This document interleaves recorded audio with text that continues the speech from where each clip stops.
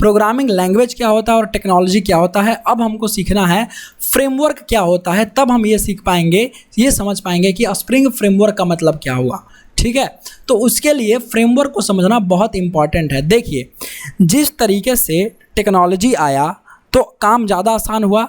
Technology जो है आपको प्रोग्रामिंग लिखने का जो तरीका होता है, जो कोड करने का तरीका हो, उसको आसान बनाता है, क्योंकि टेक्नोलॉजी एक या एक से अधिक प्रोग्रामिंग लैंग्वेज से मिलकर बना होता है। समझ गए? उसी तरीके से फ्रेमवर्क जो है, जब फ्रेमवर्क पर आप काम करेंगे, जब फ्रेमवर्क के साथ आप काम करेंगे, तो ये क्या मिल के बना होता है, ये अब्स्ट्रैक्शन प्रोवाइड करता है वन और मोर टेक्नोलॉजी पर। अब्स्ट्रैक्शन प्रोवाइड करने का क्या मतलब हुआ कि देखिए, आपका रिमोट है और आपका टीवी होता है, तो यहाँ से आप कंट्रोल करते हैं अपने टीवी को, है ना, रिमोट से टीवी को कंट्रोल कर रहे होते हैं। तो जो रिमोट से आप टीवी कंट्रोल कर रहे होते हैं, वो क्या फंक्शनलिटी रिमोट में होती है? नहीं, वो फंक्शनलिटी, जो कोर फंक्शनलिटी है, वो टीवी के सर्किट में होती है कि ये बटन दबेगा तो तुमको ये करना है, ये बटन दबेगा तो वॉल्यूम तेज करना है, वॉल्यूम बढ़ाना है, घटाना है, जो भी करना है ना। तो टीवी का सर्किट हमको यूज नहीं करना पड़ रहा है जब हमारे हाथ में रिमोट है, वरना हमको टीवी का सर्किट में कुछ करना पड़ता, ऑपरेशन करना पड़ता, उसको उसमें कुछ ऑपरेशन परफॉर्म करना पड़ता जब हमको वॉल्यूम घटाना बढ़ाना या कुछ भी काम करना होता। तो हम ये कह सकते हैं अब्स्ट्रैक्शन मतलब कि ज़रूरी चीज़ों को दिखाना और जो हमारे लिए ज़रूरी नहीं है उस काम के रेलेवेंट में, उस काम के रेस्पेक्ट में उस चीज़ों को छुपा देना। तो हमने सर्किट छिपा दिया, टीवी में पैक कर दिया अच्छे से सोल्डिंग करके, बहुत अच्छे से, और हम रिमोट का यूज कर ले रहे हैं, तो हम ये बोलेंगे कि रिमोट अब्स्ट्रैक्शन प्रोवाइड कर रहा है उस सर्किट पर, उस टीवी के फंक्शनलिटी पर। ताकि हम बस यूज कैसे कर ले रहे हैं, हम यूज कर ले रहे हैं रिमोट से अपना सारा काम। फाइन, तो ये इसका अब्स्ट्रैक्शन का मतलब हुआ यहाँ पर कि ज़रूरी वाले चीज़ों को दिखा दो और बाकी सबको छिपा दो। तो हमारे हाथ में जब रिमोट है ही, तो बाकी सब जो है वो अब कॉम्प्लेक्स है, वो सब चीज़ें हमको नहीं चाहिए, तो भाई उसको छिपा दिया गया, उसको पैक कर दिया गया। ठीक है, तो फॉर एग्जांपल ये उसी तरीके से क्या है कि जब आप फ्रेमवर्क के साथ काम करेंगे तो एक या एक से अधिक टेक्नोलॉजी को ये छिपा देगा। ये बोलेगा तुमको टेक्नोलॉजी पर काम नहीं करना है, तुमको कहाँ काम करना है, तुम मेरे साथ काम करो फ्रेमवर्क पर। अब वो फ्रेमवर्क क्या होता है और कैसे चीज़ों को आसान बनाता है वो समझिए। देखिए, अब अच्छा एक चीज़ और हमने ये देखा है कि भाई टेक्नोलॉजी हम समझ रहे थे, तो यहाँ समझिए एक लाइन और समझते हैं टेक्नोलॉजी में कि ये वाला जो बात है, जो उस वीडियो में हमने नहीं बताया था आपको, इसीलिए जानबूझ के मैंने उसमें नहीं बताया था, अब इसमें समझिए टेक्नोलॉजी से रिलेटेड। देखिए, मैंने बताया था कि टेक्नोलॉजी जो है रूल्स और गाइडलाइंस देते हैं। रूल्स जो मानना ही मानना होता है सभी को, गाइडलाइंस जो ठीक है ऑप्शनल है। तो जावा 7 तक, जब जावा 7 था मार्केट में, तब तक एपीआई का मतलब होता था, टेक्नोलॉजी का एपीआई इंटरफेस किसको रिप्रेजेंट करता था? रूल्स को। जावा में इंटरफेस का कॉन्सेप्ट होता है, अगर कोई क्लास किसी इंटरफेस को इम्प्लीमेंट कर रहा है तो इसका मतलब क्या होता है? यही ना, पहले लिखिए आप लोग कमेंट में क्या होता है, उसके बाद बात कीजिए, उसके बाद कंटिन्यू कीजिए वीडियो। ठीक है, तो अब देखिए कि अगर कोई एक क्लास किसी इंटरफेस आई को इम्प्लीमेंट कर रहा है तो आई इंटरफेस में लिखे गए सारे के सारे मेथड्स, वो उसका बॉडी, उसका डेफिनेशन कहाँ पर है? उस एक क्लास में देना ही देना है। This is fix, this is the rule. तो हम कह सकते हैं ना कि इंटरफेस में क्या, इंटरफेस जो है क्या रिप्रेजेंट करता है? तो रूल्स को रिप्रेजेंट करता था। कब तक? जावा के 7 वर्जन तक, 7 वर्जन तक। ठीक ना। और जो कॉन्क्रीट क्लासेस होती हैं, अब टेक्नोलॉजी एपीआई मतलब क्या? अरे एपीआई मतलब जार्स यार, वो जो लाइब्रेरीज आप डाउनलोड करोगे ना, एप्लीकेशन प्रोग्राम इंटरफेस, तो वो टेक्नोलॉजी कैसे डाउनलोड करिएगा आप? तो टेक्नोलॉजी डाउनलोड करके आप काम कहाँ पर करते हैं?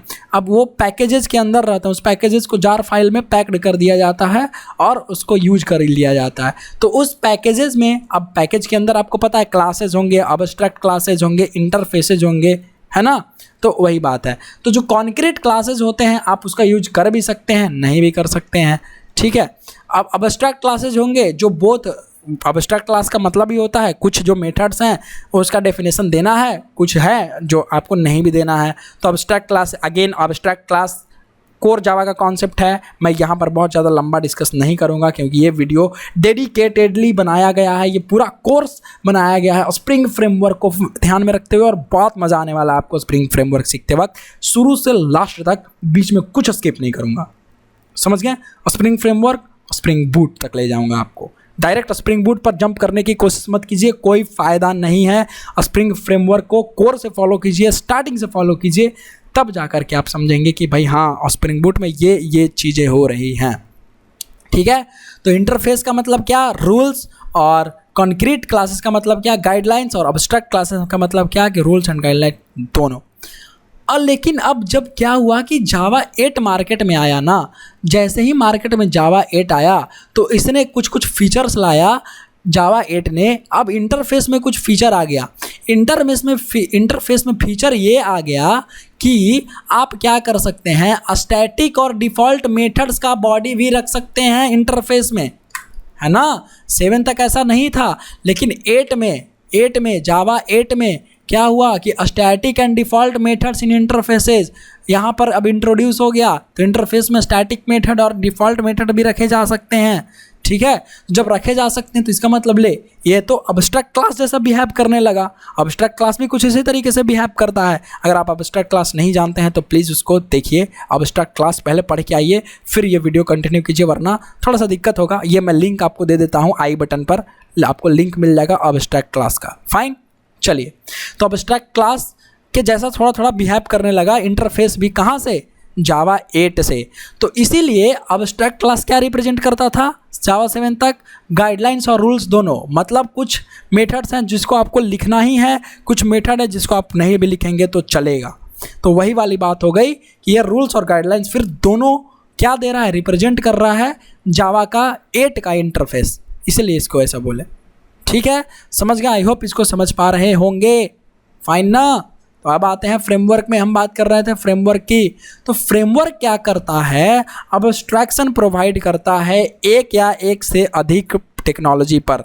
मतलब आपको डायरेक्ट टेक्नोलॉजी पर काम नहीं करना, डायरेक्ट टेक्नोलॉजी में कोड नहीं करना। आपको कहाँ कोड करना है?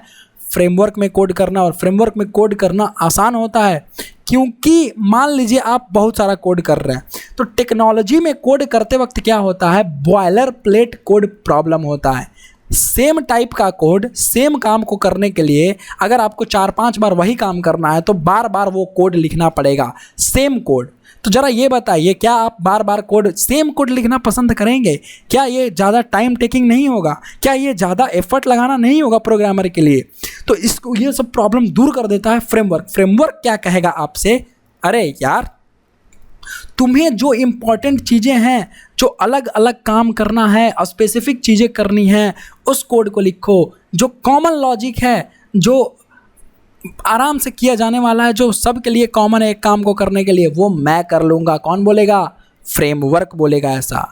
ठीक है, तो हम फ्रेमवर्क के पास जब काम करेंगे तो वन और मोर टेक्नोलॉजीज पर वो अब्स्ट्रैक्शन प्रोवाइड करेगा और आपको ज़्यादा टेक्नोलॉजी पर काम नहीं करना पड़ेगा, आप फ्रेमवर्क पर काम कर लेंगे। तो फ्रेमवर्क रिमोट के जैसा हो गया, टेक्नोलॉजी और प्रोग्रामिंग लैंग्वेज उसके सर्किट बोर्ड और उसके और भी हार्डवेयर का काम हो गया। समझ गया? उस तरीके से आप प्रेफरेंस ले लेना और समझ लेना। फाइन, तो इस तरीके से काम करेगा। और फ्रेमवर्क के फ़ायदे हैं, अरे भाई बहुत फ़ायदे हैं इसमें। जब ऐसा होगा तो टाइम बचा, और जब टाइम बचा, एडवांटेजेस क्या हो गया कि फ्रेमवर्क में कोड लिखना आसान हो गया, टाइम बचने लगा, रिच इसमें बहुत सारे फ्लेक्सिबिलिटी हो गया, कोड को मेंटेन करना आसान हो गया, स्केलेबल बनाना आसान हो गया। तो इसीलिए कंपनी ज़्यादातर आजकल फ्रेमवर्क यूज करती हैं। समझ गए? सिंपल सी बात है। एक और एग्जांपल, मैं लास्ट एग्जांपल देता हूँ फ्रेमवर्क को समझाने के लिए। मान लीजिए कि आपको घर चाहिए रहने के लिए। अब वो घर आप कैसे लेंगे? आपके पास 2 ऑप्शन है, या तो पहले से बना बनाया फ्लैट ले लें, है ना। 2 ऑप्शन है ना, आप पहले से बना बनाया फ्लैट ले लीजिए, या दूसरा ऑप्शन आपके पास ये है कि आप अपना खुद का ज़मीन खरीदिए, उसको कंस्ट्रक्शन करवाइए, उसमें शुरू से लेकर लास्ट तक प्लास्टर करवाइए, इंटीरियर ठीक करवाइए, उसके बाद रहिए। तो देखिए दोनों में थोड़ा सा कम एफर्ट टेकिंग कौन है? आपको ज़्यादा एफर्ट कहाँ लगाना पड़ रहा है, जब आप शुरू से कोई चीज़ बिल्ड कर रहे हैं, शुरू से घर, आप ज़मीन भी खरीद रहे हैं, आप ये भी कर रहे हैं, सब कुछ कर रहे हैं। तो भाई ज़मीन जब खरीद रहे हैं, शुरू से सब कुछ बना रहे हैं, तो आपको टाइम ज़्यादा लगेगा, इधर उधर भाग दौड़ करना पड़ेगा, कौन सा सामान लाएँ नहीं लाएँ, कौन बेस्ट सामान देगा, सब कुछ आपको देखना है, ठीक। लेकिन जब आप बना बनाया घर ले रहे हैं तो आपको कोई टेंशन नहीं है। जो ब्रोकर होगा, जो बिल्डर होगा, वो लोग आपको देंगे, जो कंस्ट्रक्टर कंपनी होंगी, तो कंस्ट्रक्शन कंपनी होंगी, फाइन। तो वहाँ पर भार थोड़ा कम है, वहाँ पर एफर्ट लगाना थोड़ा कम है। कहाँ थोड़ा कम है? वो फ्रेमवर्क पर, समझ गए? तो फ्रेमवर्क के साथ काम करना आसान है। तो फ्रेमवर्क हो गया बना बनाया घर, और वो हो गया थोड़ा जो पहले से आपको बनाना है शुरू से अपना ज़मीन खरीद के, वो क्या हो गया आपका, हो गया ये। अगर आपने पहले से ज़मीन खरीद लिया तो वो हो गया प्रोग्रामिंग टेक्नोलॉजी के जैसा, टेक्नोलॉजी, सॉफ्टवेयर टेक्नोलॉजीज। और अगर आपने ज़मीन भी नहीं खरीदा है तो आपको क्या हो गया, वो प्रोग्रामिंग लैंग्वेज के जैसा। आपको ज़मीन खरीदने के लिए कोर्ट के चक्कर भी लगाने हैं, फिर ज़मीन खरीदेंगे, तो एकदम ही शुरू से हो गया। तो प्रोग्रामिंग लैंग्वेज, फिर आता है टेक्नोलॉजी, फिर आता है फ्रेमवर्क। तो फ्रेमवर्क किसको ख़त्म किया? ख़त्म नहीं किया, मैं ये नहीं बोल रहा हूँ, इस लाइन का मतलब ये नहीं समझ लेना कि ख़त्म कर दिया, मैं ये समझा रहा हूँ आपको कि आसान है।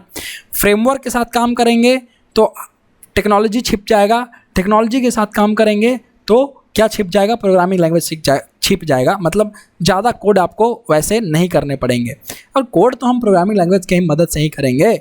बट मैं एक बात कर रहा हूँ कि जो डेवलप करना पड़ेगा आपको सॉफ्टवेयर, वो फ्रेमवर्क में डेवलप करना बहुत ज़्यादा आसान होगा rather than developing in technologies.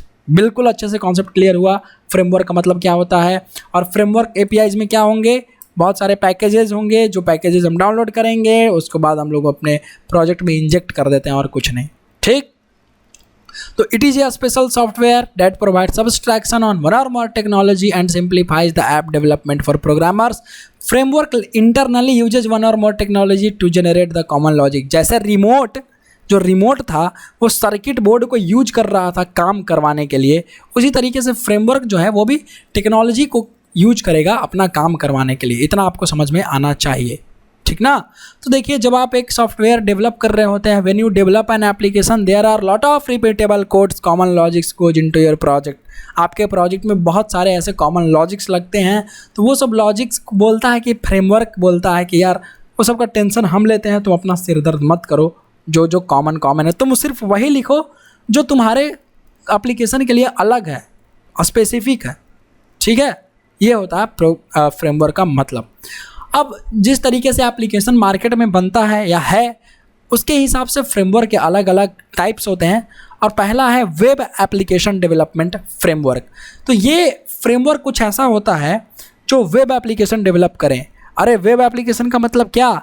अरे कुछ वैसा एप्लीकेशन, कुछ वैसा वेबसाइट जो आपको एप्लीकेशन लाइक फील दे, एक्सपीरियंस दे। जैसे YouTube, अगर आप www.youtube.com खोलेंगे तो youtube.com ऐसा स्टैटिक वेब पेज नहीं है, वहाँ पर डायनामिकली चीज़ें अपडेट हो रही हैं, डेटाबेस से चीज़ें आ रही हैं। तो वो सारी जो चीज़ें हैं जो डायनामिकली काम कर रहा है सब कुछ, कहाँ पर? वो youtube.com पर। तो वो आपको एक एप्लीकेशन के जैसा फील देता है, एक एक्सपीरियंस देता है, तो उसको बोलते हैं क्या? Web application. और ऐसे ऐसे वेब एप्लीकेशंस को अगर आपको बनाना है मॉडल व्यू कंट्रोलर आर्किटेक्चर के मदद से, आर्किटेक्चर के मदद से, मॉडल व्यू कंट्रोलर, मॉडल मतलब डेटा जो होते हैं, व्यू मतलब जो आपका प्रेजेंटेशन लेयर जो स्क्रीन पर दिखेगा किस तरीके से दिखेगा उसको, और कंट्रोलर मतलब कि जो डेटा को वगैरह कंट्रोल करके सब कुछ दिखाएगा, कैसे कैसे बिजनेस लॉजिक कंट्रोल करेगा सब कुछ, ठीक। अगर ये आर्किटेक्चर को फॉलो करते हुए आपको कोई वेब एप्लीकेशन बनाना है तो उसको फ्रेमवर्क को, जिस फ्रेमवर्क की मदद से आप बनाएंगे, सबको किस कैटेगरी में रखेंगे? वेब एप्लीकेशन फ्रेमवर्क के कैटेगरी में रखेंगे। जैसे स्ट्रट्स आउटडेटेड हो गया है बट है स्ट्रट्स। स्प्रिंग MVC, स्प्रिंग का एक मॉड्यूल है, स्प्रिंग MVC मैं आपको पढ़ाऊँगा, ठीक है। स्प्रिंग कोर ये सब पढ़ने के बाद spring MVC, spring model view controller, जो बहुत इंपॉर्टेंट है, और वहाँ से आप बहुत सारी चीज़ें पढ़ेंगे और सीखेंगे। बहुत ज़्यादा पॉपुलर है वेब एप्लीकेशन को बनाने के लिए, ठीक है, जो वेब पर चले हुए एप्लीकेशन वैसा, ठीक ना। तो वे spring MVC is too much popular. JSF है, ये थोड़ा सा ओल्ड हो गया। Application development framework given by Oracle हो गया, तो ठीक है, ये सब है। बट सबसे ज़्यादा जो चलता है वो क्या है? स्प्रिंग MVC, ठीक है, ये आपको समझ में आना चाहिए। दूसरा हमारे पास है ORM फ्रेमवर्क। ORM फ्रेमवर्क क्या होता है? तो देखिए ORM का मतलब होता है object relational mapping. Object relational mapping यहाँ पर ऑलरेडी लिखा हुआ भी है। तो ऑब्जेक्ट रिलेशनल मैपिंग कहने का मतलब होता है कि डेटाबेस के टेबल में हम ऑब्जेक्ट को इंजेक्ट करते हैं हाइबरनेट के थ्रू, तब जाके रिकॉर्ड इंसर्ट हो जाता है। अगर आपको किसी डेटाबेस में अंकित का डेटा स्टोर करवाना है तो अंकित का ऑब्जेक्ट बनाएंगे जावा में। जैसे हम लोग जावा में ऑब्जेक्ट पर काम कर रहे होते हैं तो ऑब्जेक्ट आपका डेटा रखेगा उस अंकित के बारे में, उस अंकित क्लास के बारे में, और वो अंकित का ऑब्जेक्ट हम लोग कहाँ दे देंगे? हाइबरनेट फ्रेमवर्क को या किसी भी एक ORM फ्रेमवर्क को। तो ORM फ्रेमवर्क देंगे तो ये क्या करेगा? उस ऑब्जेक्ट में से डेटा को निकाल करके डेटाबेस में सेव या इंसर्ट, अपडेट कुछ भी करवा देगा। ये आते हैं ऑब्जेक्ट ORM फ्रेमवर्क। इसमें सबसे ऑब्जेक्ट रिलेशनल मैपिंग फ्रेमवर्क के अंतर्गत ऐसे फ्रेमवर्क और सबसे ज़्यादा पॉपुलर है हाइबरनेट। कौन सा पॉपुलर है? हाइबरनेट। और क्या एग्जांपल है इसके? आईबैटिस। और क्या एग्जांपल है? टॉपलिंग, ये सब। बट हाइबरनेट सबसे ज़्यादा पॉपुलर है। आप हाइबरनेट पैरेलली पढ़िए, इसी चैनल पर अपलोड हुआ है हाइबरनेट कोडर एक संगीत पर, ठीक है। हाइबरनेट भी अपलोड हो रहा है तो आप उसको भी पढ़िए, अपलोड इसका कोर्स भी अवेलेबल है, ज़रूर पढ़िए पैरेलली, ठीक है। ये है। तो ये दो चीज़ों के बारे में हमने पढ़ा। वेब एप्लीकेशन फ्रेमवर्क, जो वेब व्यू जैसा आपको कुछ बनाना है, एप्लीकेशन जो वेब पर चले MVC फॉलो करके, तो आप स्प्रिंग MVC का यूज़ कर सकते हैं, बहुत ज़्यादा यूजफुल है। ORM फ्रेमवर्क का मतलब होता है ऑब्जेक्ट रिलेशनल मैपिंग। इंडिपेंडेंटली आप लिखते हैं। जैसे मान लीजिए आपने लॉजिक लिखा कुछ सेव करवाने का, कुछ भी सेव करवाने का। फॉर एग्जांपल यहाँ पर अंकित है, इसका डेटा सेव करवाना है डेटाबेस में, तो आप ये नहीं देखेंगे कि मैं कोड को कैसे लिख रहा हूँ। अगर ओरेकल है तो अलग लिखूँगा, अगर MySQL है तो अलग लिखूँगा। आपको क्वेरीज नहीं लिखना है, डेटाबेस की क्वेरीज नहीं लिखना है। जब आप ORM फ्रेमवर्क यूज करेंगे तो क्वेरी नहीं लिखना है, तो सोचिए कितना काम आपका आसान हो जा रहा है। आप डेटाबेस यूज कर रहे हैं लेकिन आप क्वेरी नहीं लिख रहे हैं। अगर आप डेटाबेस से क्वेरी लिखना पड़ता तो आपको डेटाबेस भी सीखना पड़ता, और जावा में इतनी सारे ऑलरेडी चीज़ें हैं। अब आप क्वेरीज भी सीखिए, आप डेटाबेस भी सीखिए, काफ़ी ज़्यादा चीज़ नहीं हो जाएगा। तो ORM फ्रेमवर्क सीख लीजिए और अपने डेटाबेस के साथ काम कर लीजिए। और इंडिपेंडेंटली लॉजिक लिखाता है, ऐसा नहीं कि वो लॉजिक जो है कोड जो आपने लिखा सेव करने का कोड, तो वो खाली MySQL पर ही रहेगा। सेम कोड आपका कहाँ कहाँ काम कर सकता है? सेम कोड आपका काम कर सकता है MySQL के लिए, ओरेकल के लिए, और हर जगह दूसरे RDBMS सॉफ्टवेयर्स में। समझ गए?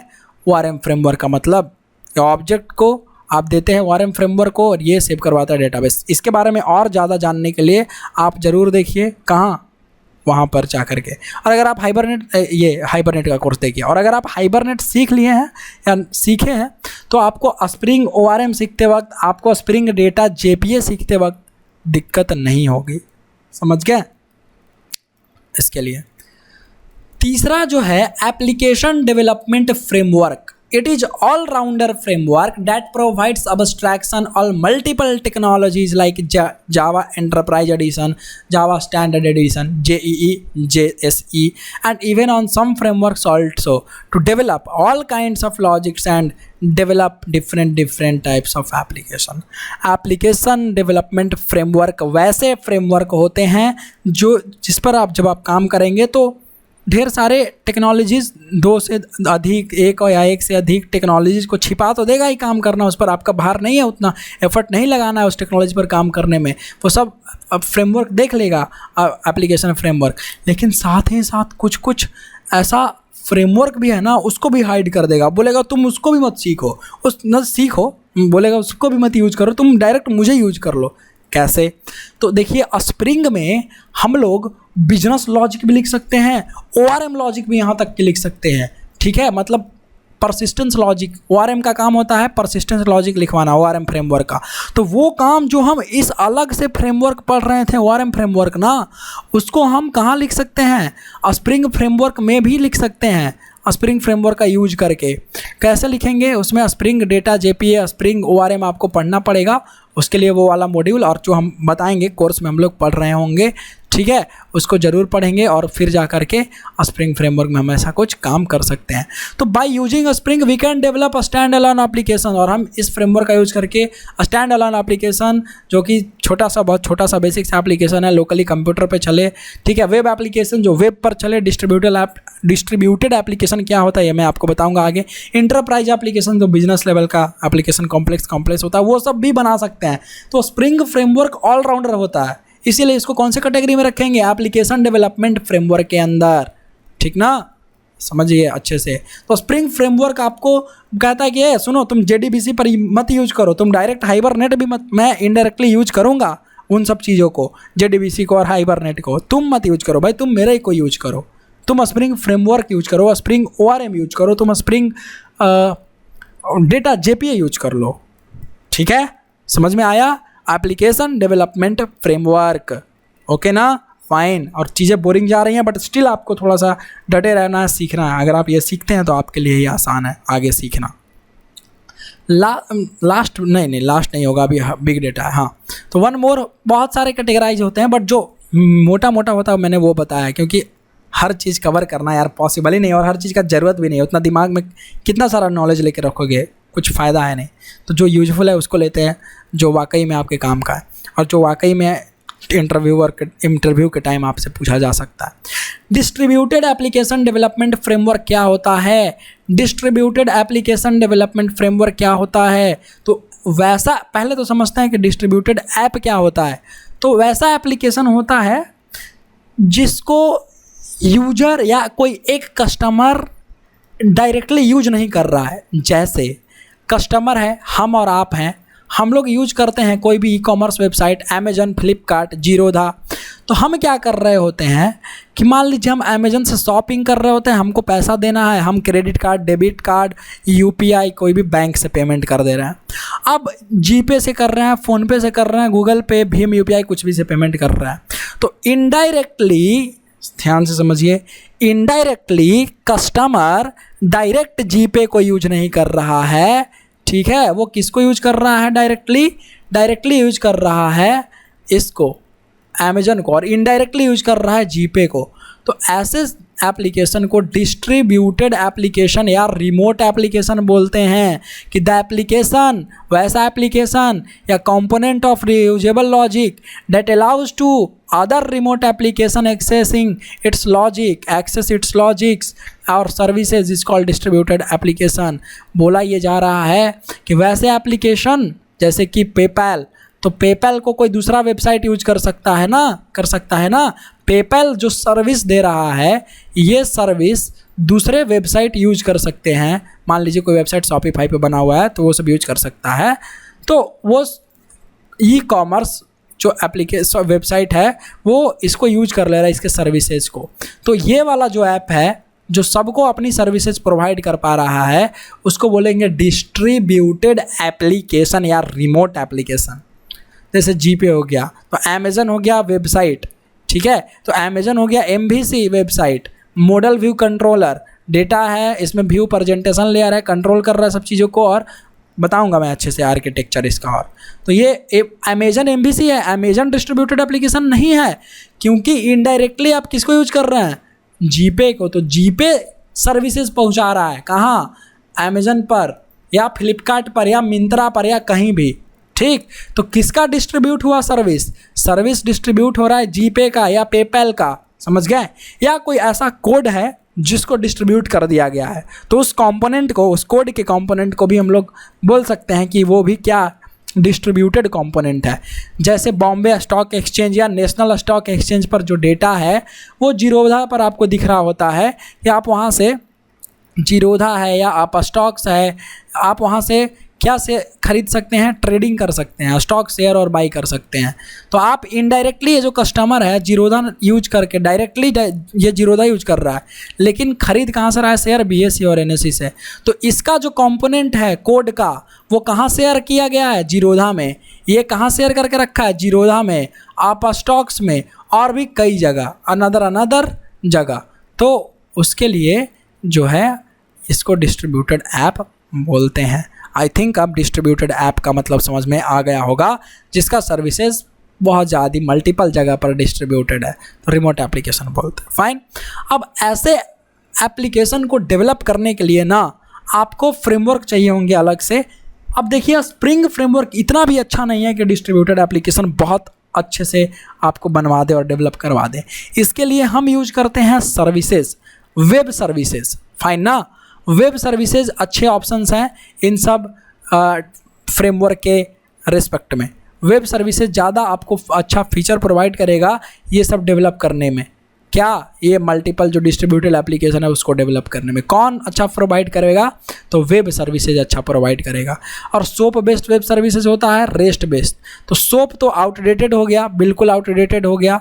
अब इसमें टाइम वेस्ट नहीं करना है, डोंट लर्न सोप।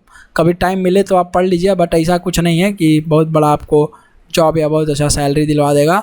अभी सब चल रहा है मार्केट में restful APIs, rest web services, ये वाला पोर्शन, ठीक ना, रेस्ट बेस्ड। और इसके लिए एग्जांपल है जर्सी, रेस्ट इजी और बहुत सारे। और सोप के लिए जावा XRPC, मतलब जैक्स RPC, जावा XRPC हो गया, जैक्स WS होता है, ये जैक्स WS और एक्सिस और बहुत सारी चीज़ें। ठीक है, फाइन, समझ में आया इतना? आई होप अब आपको इतना समझ में आ रहा होगा, ठीक ना। अब देखिए बिग डेटा होता है, last but not the least, कि बिग डेटा फ्रेमवर्क होता है। अब इतना ही हमको समझना है फ्रेमवर्क के रिगार्डिंग ये सब चीज़ों को। तो बिग डेटा, बड़ा बड़ा डेटा, मतलब वैसा डेटा जो हमारे बियॉन्ड है कैपेबिलिटी के कि हम उसको प्रोसेस और मैनेज कर पाएँ, तो उस डेटा को बिग डेटा बोलते हैं। अरे नेटफ्लिक्स इतना सारा डेटा जनरेट करता होगा, अमेजन प्राइम कितना सारा डेटा और अमेजन जनरेट करता होगा, और क्या बोलते हैं यार, यूट्यूब कितना सारा जनरेट कर रहा होगा ना, स्ट्रीमिंग प्लेटफॉर्म कोई भी। तो ये सब जो है फेसबुक, ये सब जो है सोशल मीडिया बहुत अमाउंट में, बहुत लार्ज स्केल पर डेटा को जनरेट कर रही होती है। तो ये ईजिली स्टोर नहीं किया जा सकता है किसी डेटाबेस में और मैनेज किया जा सकता है। इसके लिए आपको अलग से कंप्यूटर्स चाहिए, बड़े बड़े कंप्यूटर्स चाहिए, बड़े बड़े स्टोरेज चाहिए। तो वो सब को मैनेज करने के लिए बिग डेटा का यूज होता है। और बिग डेटा फ्रेमवर्क ये डेटा को प्रोसेस और मैनेज करने में बहुत आसान बना देते हैं। और ऐसे एप्लीकेशंस को डेवलप करने के लिए आपको ज़रूरत पड़ेगा बिग डेटा फ्रेमवर्क का। उसी का एग्जांपल है हडूप, जो बहुत पॉपुलर है, स्पार्क जो बहुत पॉपुलर है अगेन। तो हडूप और स्पार्क बहुत पॉपुलर चल रहा है बिग डेटा फ्रेमवर्क में। समझ गए ना? तो आज हमने सीखा कि भाई फ्रेमवर्क क्या होता है और कैसे चीज़ें काम कर रही होती हैं और क्या टाइप का होता है फ्रेमवर्क। समझ गए? नहीं समझ में आया तो अगेन से देखिए, ठीक है। तो स्प्रिंग कैसा है? स्प्रिंग एप्लीकेशन डेवलपमेंट फ्रेमवर्क है, क्योंकि बहुत सारा like JDBC, EJB servlet, JSP, IBITS, hibernate को भी यहाँ तक बोलेगा कि भाई तुम छिप जाओ, हम तुम्हारे ऊपर हैं, हमको यूज करो। ठीक है, कौन? Spring framework. तो स्प्रिंग फ्रेमवर्क बहुत ज़्यादा इंपॉर्टेंट और बहुत इजीली रिलायबल है और अभी तक मार्केट में बूम पकड़ा हुआ है, क्योंकि बहुत सारी चीज़ों को आसान कर देता है ना। आपको अलग से 100 चीज़ें नहीं सीखनी, आप एक फ्रेमवर्क सीखिए बढ़िया से, स्प्रिंग फ्रेमवर्क। मार्केट में जाइए, जम के काम कीजिए, अच्छे से एफर्ट लगा के, खूब सारा पैसा मिलेगा, खूब सारा पैसे कमाइए। फाइन। तो स्प्रिंग फ्रेमवर्क का मतलब अब धीरे धीरे हम लोग और समझेंगे। तो स्प्रिंग फ्रेमवर्क हमने आपको 2-4 लाइन आज बताया, और फ्रेमवर्क क्या होता है और कैसा होता है। चलिए मिलते हैं आपसे नेक्स्ट वीडियो में। और ये इसका लिंक आपको मिल जाएगा, ये जो पूरा पेज है हमारा, डिस्क्रिप्शन आप चेक करना ना भूलें। ठीक है, फिर मिलता हूँ, बाय बाय।